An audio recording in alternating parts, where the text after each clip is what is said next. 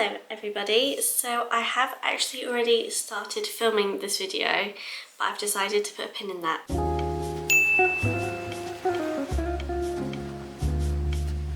My intention was to do a reading vlog while I'm away. I decided this while we were in Switzerland, so about a week ago.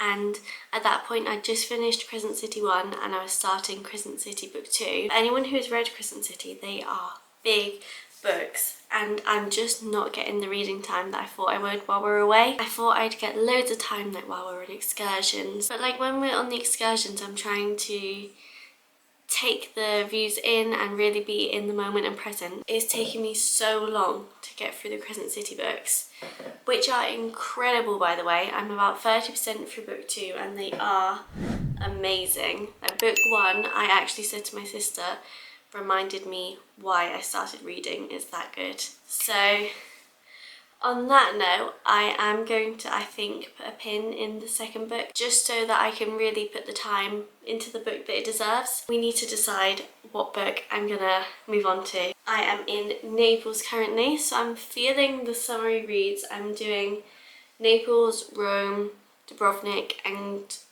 Greece are the last places left in Europe, so let's have a look at anything I already have downloaded onto my Kindle. So I've got the Kings of series. I could read King of Pride. I've read King of Wrath. Done and Dusted. I've got, do you say it's Cirque or, I don't know how you say it, Madeline Miller, which I absolutely have to read in Greece. Got to be done. It Happened One Summer, Tessa Bailey could be a good one. When in Rome. That's going to be a great one. Okay, I've decided for some light reading, I'm going to start with Done and Dusted by Lyla Sage. Let's see how many pages it is. Done and Dusted, page count, 368. That is a piece of cake compared to Crescent City's 800, 900 pages. So I'm going to start this now and I will check back in with you when I've made some progress. I'm very excited for this.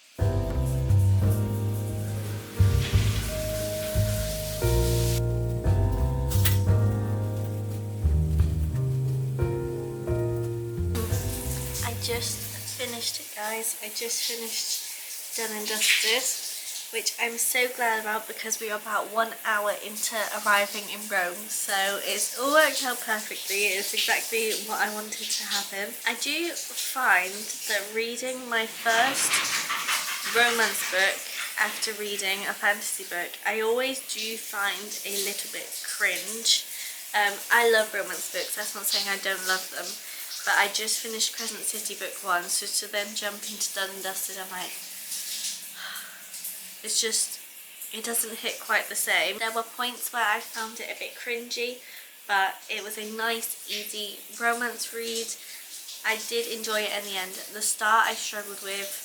By the time we were about 30-40% in, I did enjoy it. I'm going to give it 3 out of 5, I think, so it's not going to be my highest rating, but it's definitely not my most loved book ever. So I'm gonna now move on to When in Rome by Sarah Adams, which is so exciting because we are in Rome, so I'm gonna have to bring my Kindle around with me everywhere. Not that I don't already. My Kindle, I only buy bags that will fit my Kindle, so this is perfect. It fits my camera, my Kindle, and a lip gloss. So that is all I need. Yeah, I'm really excited to get into this next book. I think while I'm away, light-hearted, easy reads are the way to go.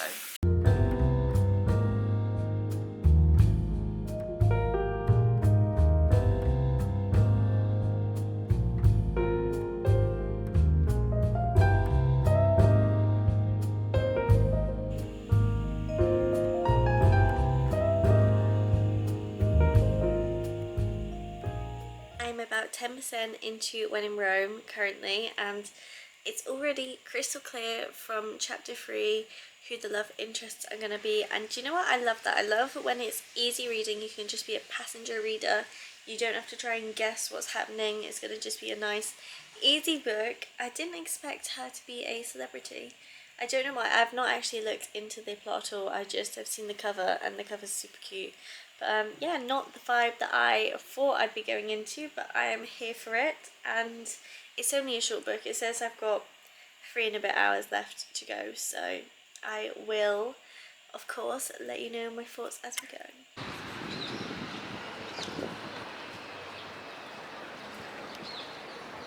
A perfect reading spot.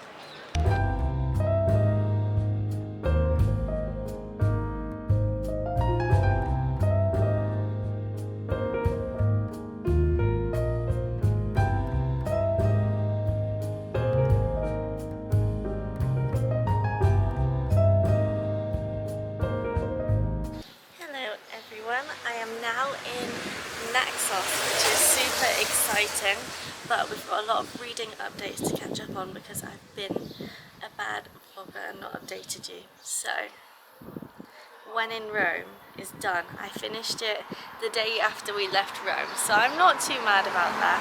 And I gave it a 3 out of 5. I liked it. 3 is like a good book. 4 is, wow, I really enjoyed that. 5 is You Changed My Life. So 3 is decent. I did really like the female main character in this book. It's hard to get a strong female main character right, and I really loved her journey. I really liked all the references to Audrey Hepburn. I thought it was super fun, and I would highly recommend that to anyone. But I was misled. I thought we'd be going to Rome, Italy, hence why I read it in Italy. But anyway, I did like it. It was a nice easy book. I will read the rest of the series. If there's a series I'm immersed in, I have to read it in order, and I'm not in a rush to read the second book, but I will read the second book, if that makes sense. Next we have It Happened One Summer, which I somehow managed to read in 2 days. I read a lot of it yesterday on our travel day to Naxos because we had to get a flight and then wait and then get a ferry, and the ferry was long. So yeah, I managed to get a lot of reading done yesterday, and I finished it and gave it 3 stars out of 5.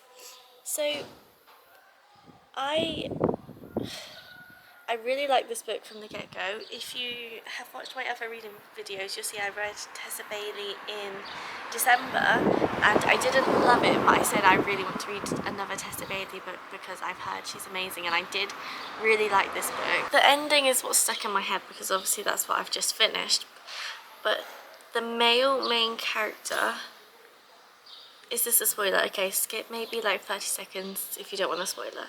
But I was like, why is he apologising? I don't think he's fully in the wrong, and he was taking all the blame.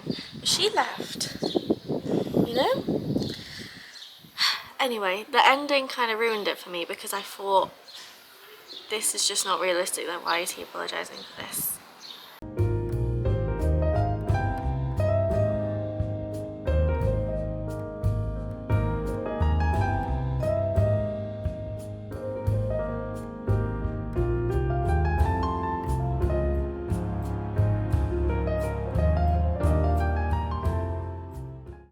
Everyone, I've just got ready for dinner, and I thought it's perfect time to discuss The Summer of Broken Rules. So I have gave this book 2.5 stars. I recommend this book in the sense of a light-hearted, easy, don't have to think while you're reading, passenger reader kind of book. I don't recommend this book in the sense of this is a really good book, you need to read it.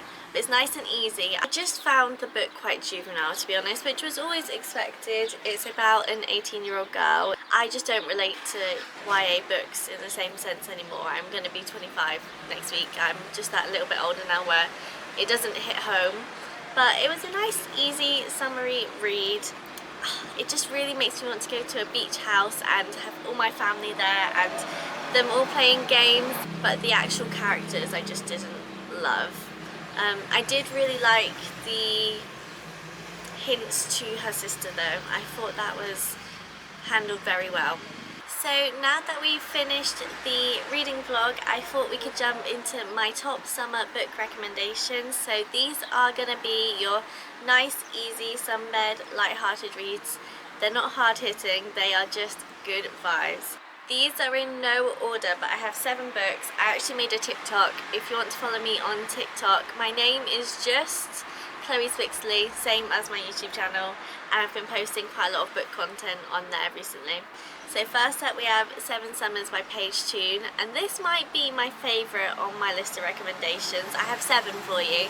So this book is about a young boy and girl, and every summer they connect and it just never seems to work out, and it kind of just spans through their whole lives and how their lives keep intertwining. And I'm not going to tell you anymore, but this book kept me on my toes. I didn't actually expect the ending at all, so I think that's a sign of a really good romance book, and I would highly recommend, if you're going to read a book from this list, I would really recommend this one.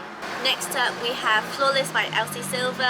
I read this book originally when I was on holiday on a sunbed, so I don't know if that is why I will just always connect it with summer.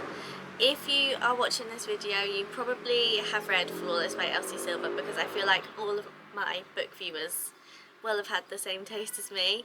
But this book is about a woman who works for her dad, and her dad is talent management, and she needs to go and look after one of his clients who is getting a lot of bad press. And he lives on a ranch in Chestnut Springs, and I don't feel like I need to say any more. The series' reputation speaks for itself. Incredible book, nice, easy summer read. Next up is The Summer I Turned Pretty by Jenny Han. I'm sure you've seen the series advertised on Amazon. This series is really popular, but I think the books are better.